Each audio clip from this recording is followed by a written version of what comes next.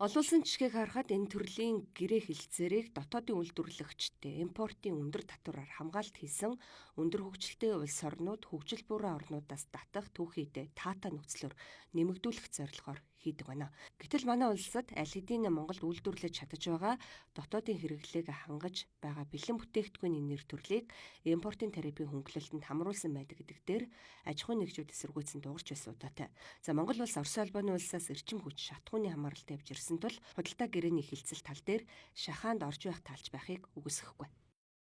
Евразийн энэ хилцээрт холбоотой асуудлыг улсын их хурл аль биесоос өргөн баригдаж орж ирээгүй байна. За энэ хэрэг асуудал орж ирэх юм бол энэ хилцээрийг хилцэг хэсэг болоод соёхон батлах асуудал бол манай аюулгүй гадаад талын байнгаараар ороод улсын их хурл ороод энэ хилцэгтэй шийдэгдэж явах хэрэгтэй байна.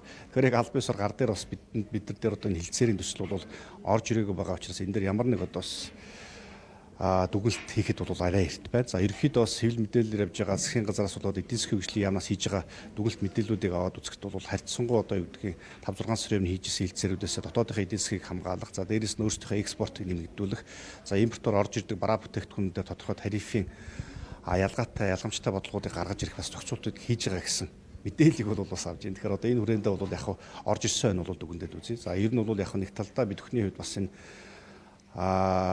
Монгол улсын чинь нийт одоо хүнсний хэрэглээгээд аваад үзэх юм бол баг 90 орчим мань бол дандаа гаднаас авж байгаа асуудлууд байна. Зөвхөн дотоодынхоо хэрэгсэг бид нар 10 орчмыг бүрдүүлж байна. Тэгэхээр бид нар энэ хүрээндээ дотоодынхоо эдийн засгийг хамгаалах бодлогуудыг энэ зээлийн хилцээрүүдээр бол онцгой анхаарах ёстой. За дээрээс нь дөнгөж өндийж байгаа босч одоо эдийн засгт бас тодорхой оролцож эхэлж байгаа аж ахуйн нэгж байгууллагууд одоо энэ хувийн бол дэмжиж хамгаалах тал дээр онцгой анхаарах шаардлагатай байна. Тэгэхээр энэ дээр мэдээж тариф импортын бодлого дээр шаардлагатай зохицуултуудаа хийгээл явж ижил энэ хилцээр бол эсэгдэх болов гэж харж байна.